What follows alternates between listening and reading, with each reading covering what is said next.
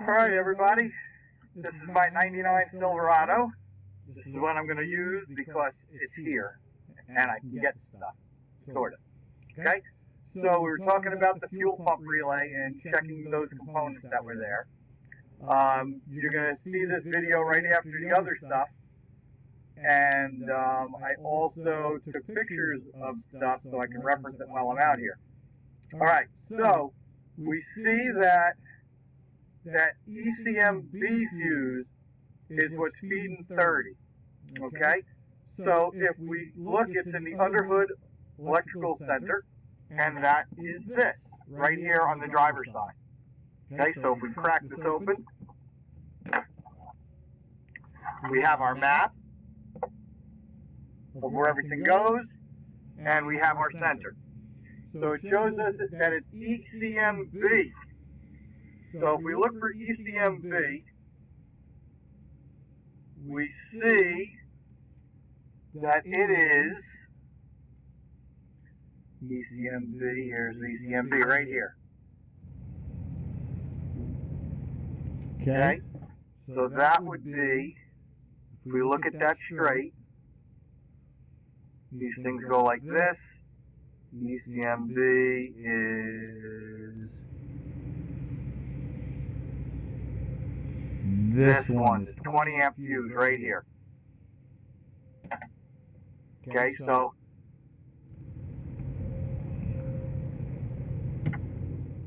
I don't want to pull it out. I just want to bring you closer to it. Okay, so it's that yellow one right there.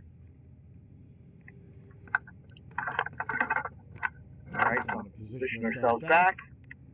Now if we look over there, we got a flip meter. So if I turn this to volts, DC, and I touch the two legs on the fuse, the two little metal tabs, we see we got 12 volts, 12 volts. Right, therefore we should definitely be getting power to our fuel pump relay. Now our fuel pump relay, we look here,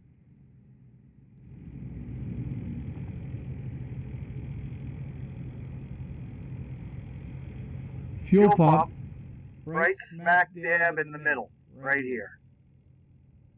Right, so we notice our big fuses are there, we index this like this, that makes this our fuel pump relay. Okay, if we look at this relay, we can see the symbol on it. Okay, we have 85, 86, 87, and 30. If we look at the bottom, a little hard for you to focus, but trust me, 30, 85, 86, 87. Right? 85 and 86 are these two, 30 and 87 are these two. If we look in that socket, we're going to find one of these that has power. Right? And I'm going to pause this for a second while I get something that I can probe in there.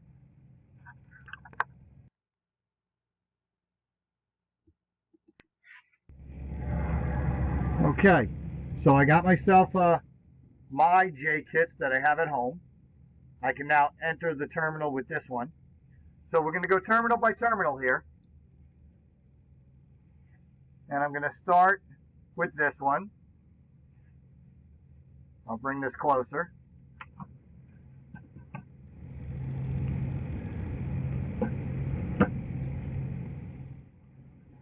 Okay, I see we got nothing there. I go to the next one over. Well, there's our 12 volts. That must be the pin for 30. If I bring it to this bottom one, I got nothing. If I bring it to the next one,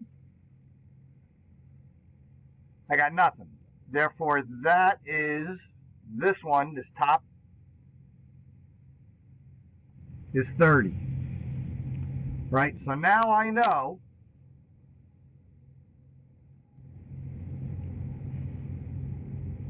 that 30 is this one. This goes in this way. Drops right in there. Now what I'm going to do is I'm going to insert this adapter, and I need this adapter to drop in the same way. If I put it in backwards, it's not terrible, because since those terminals are opposite of each other, diagonal, 85 and 86, if I put it in backwards, it's going to become 86 and 85. They're just going to switch. And the same thing's going to happen with 87 and 30. They're just going to switch. But if I want to keep things authentic, I need to find out which one of these pins is 30 over here. So if I take my meter and I put it to ohms, I'm going to touch 30. And I'm going to go and touch each one of these pins until I find the one that responds with continuity. I'm going to go this one. Nothing there. Go this one. Nothing there. Go this one. Oh, there it is.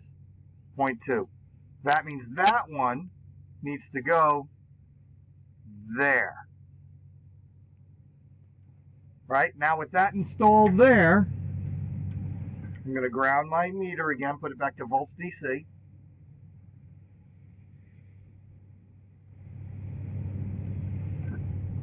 Now when I go to 30, I should have power, which I do. Right? So now watch this. We're going to take our relay, we're going to put it back in with 30.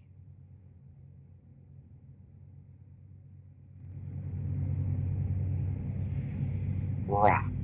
So now let's see. Okay, so you see I have power there. That means that one of these two, 85 or 86, one of them is going to be the signal from the computer. And if we look at that diagram again,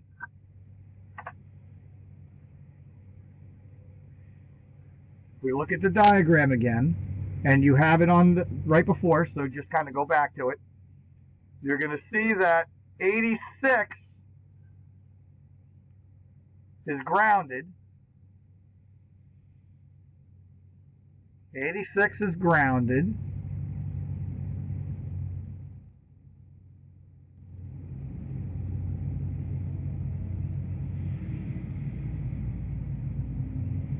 Okay. And 85 is up over into the PCM, and that's our signal. That means that it's grounded all the time, and the computer must be sending it power. Okay? So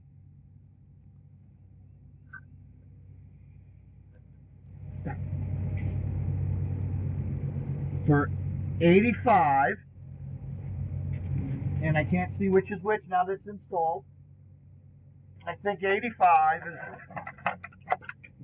this one, and 86 is this one. This is grounded all the time.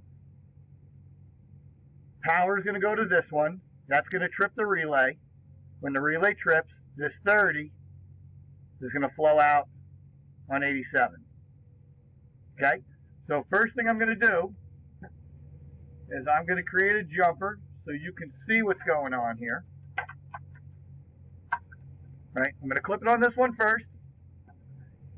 If this doesn't change,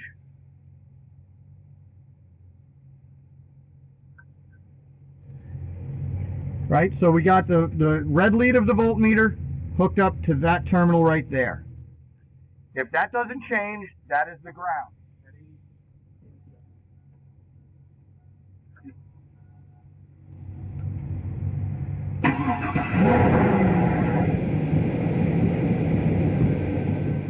Right? Doesn't change. That means that one is totally grounded, and that's the main ground going to the magnet.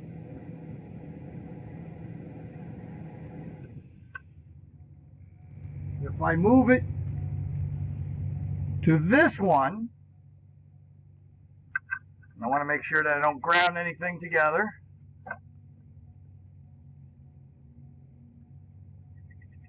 Now I'm on 85. This is the signal coming from the computer.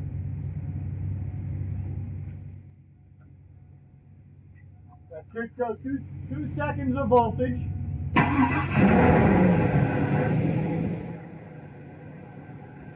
And now we see battery voltage coming from the PCM.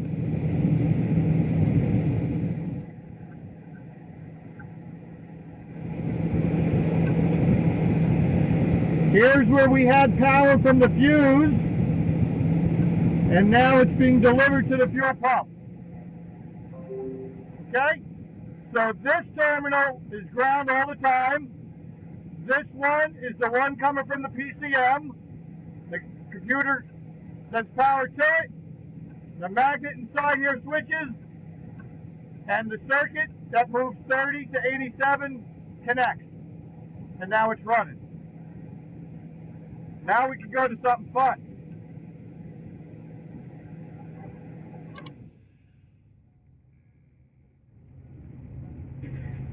Right, we know that 30 has power.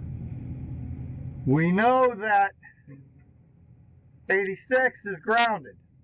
We know the computer sends power to 85 to make everything come out on 87.